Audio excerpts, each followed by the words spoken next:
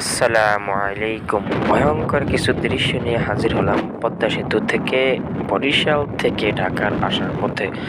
কয়েকটি বার দেখলাম হুন্ডাকে পিছনে ফেলে একটি বাস দ্রুত সময় সামনে এগিয়ে যাচ্ছে এবং যে হুন্ডা মানে যেটা মোটরসাইকেল বলেন সেই মোটরসাইকেলটি এতই স্পিড ছিল যে যেটা আপনাদেরকে বলে বোঝানো যাচ্ছে না। মোটরসাইকেলটি এক কথায় বাসের আগে আগে চলছিল, কিন্তু বাসের স্পিড এতটা ছিল যে মোটরসাইকেলকে অনেক জল্পনা কল্পনার পরে অবশেষে মোটরসাইকেলটি পিছনে পড়ে যাচ্ছে। দেখতে পাচ্ছেন মোটরসাইকেলটি কিন্তু পিছনে পড়ছে বাসটি ফাস্ট হয়ে যাচ্ছে। যেখান থেকে ভিডিও শুট নেওয়া হচ্ছে সেই বাসটি আসলে ফাস্ট হয়ে যাচ্ছে।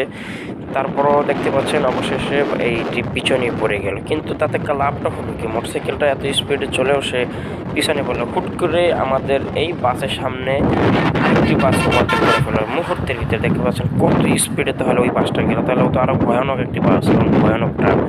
তো যাই হোক, যেতে না যেতে দেখতে পাচ্ছি মোটরসাইকেল একটি এই গাড়ির উপরে চলে যাচ্ছে। তাহলে চিন্তা করেন ওরা কত স্পিডে যাচ্ছে। এত স্পিডে গাড়ি চালানো কি ঠিক হয়েছে আপনারা বলুন? এত স্পিডে গাড়ি চালালে যদি কোনো আল্লাহ না করে কোনো একটা দুর্ঘটনা হয় তখন কী অবস্থা হবে যাত্রীদের, বা কী অবস্থা হবে সেই মোটরসাইকেল ড্রাইভারের, বা কী একটা পরিণতি হবে সেখানে বলেন?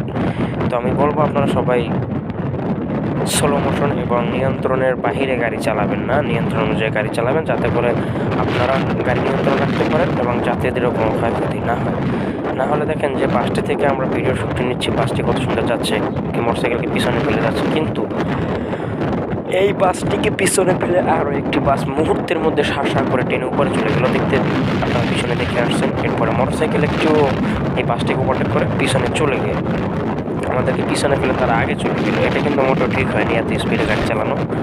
আমি সকল ড্রাইভারের প্রতি রিকোয়েস্ট করবো আপনারা সাবধানে গাড়ি চালাবেন এবং নিয়ন্ত্রণ অনুযায়ী গাড়ি চালাবেন। আজকে এই পর্যন্ত, দেখা নতুন কোনো ভিডিও নিয়ে। এরকমের ইন্টারেস্টিং ভিডিও সবার আগে পেতে আমাদের পেজটি ফলো করে সাথে থাকুন। নিত্য নতুন ভিডিও পেতে আমাদের সাথেই থাকুন এবং ভিডিওটি ভালো লাগলে বন্ধুদের মাঝে শেয়ার করুন।